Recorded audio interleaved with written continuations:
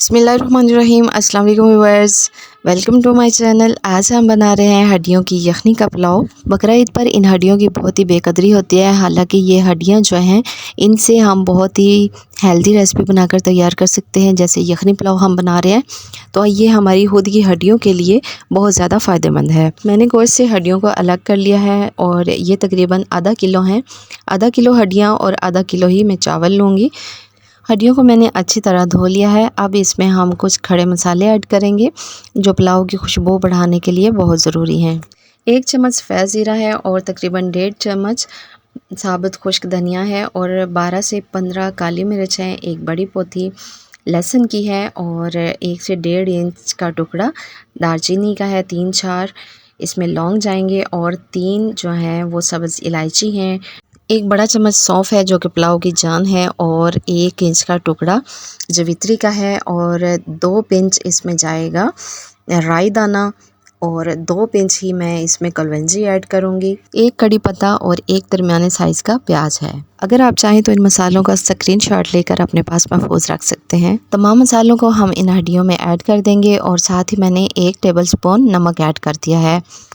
तो इसमें पानी ऐड करते हुए हम इस चीज़ का ध्यान रखेंगे कि अगर हमने हाफ़ केजी चावल बनाने हैं तो 1 केजी इसके लिए यखनी चाहिए। तो यखनी में हमने इसको तकरीबन 40 मिनट का वेट भी लगाना है। तो उसके लिए हम 1.5 केजी इसमें पानी ऐड कर देंगे।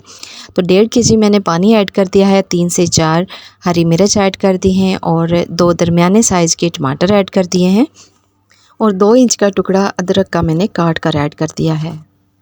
तो मैंने तकरीबन 40 से 45 मिनट का वेट लगाया था। उसके बाद हम इसे छान लेंगे, अलग बर्तन में यखनी को अलहदा कर लेंगे और बाद में हम इसमें से हड्डियों को भी निकाल देंगे और जो खड़े मसाले हैं उनको भी हम निकाल देंगे क्योंकि हमें उसका असर चाहिए था। उसकी जो यखनी थी, मसालों की खुशबू थी वो हमें चाहिए थी, वो हमें मिल गई है। हम मसालों को भी निकाल देंगे और हड्डियों का भी कोई काम नहीं है, उनको भी निकाल देंगे।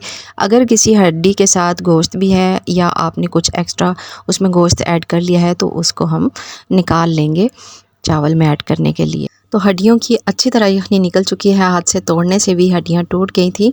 बहुत ही अच्छे से इनकी यखनी निकल चुकी।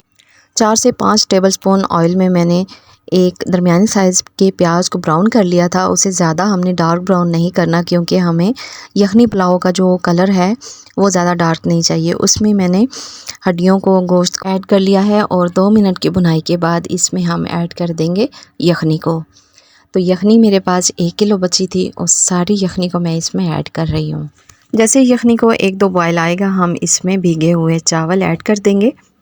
चावल ऐड करने के 2 मिनट बाद आप नमक और मिर्च टेस्ट कर लें। अगर आपको कम लगे तो नमक बराबर कर लें और मैंने इसमें तकरीबन हाफ़ टी स्पून काली मिर्च ऐड कर ली थी।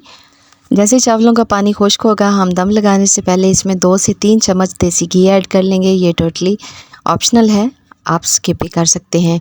तो दम हमने लगाना है इसको 10 मिनट के लिए। इस रेसिपी को ज़रूर ट्राई कीजिएगा। बच्चों की बहुत ही पसंदीदा ये होगी क्योंकि मेरे बच्चों ने बहुत ही शौक़ से खाई थी। अपनी दुआ में याद रखिएगा। रेसिपी को ज़रूर ट्राई कीजिएगा। अच्छी लगे तो लाइक एंड शेयर कीजिएगा। Take care. अल्लाह हाफ़िज़।